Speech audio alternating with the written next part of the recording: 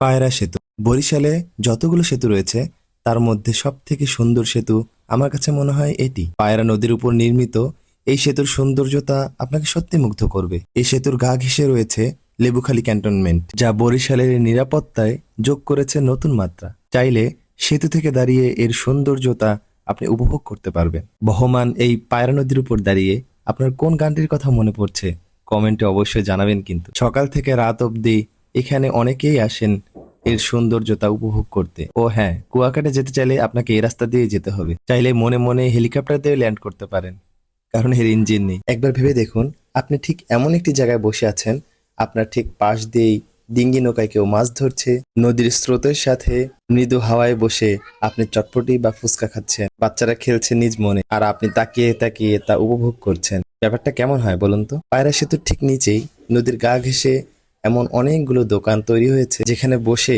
আপনি এর সৌন্দর্যগুলো উপভোগ করতে পারবেন।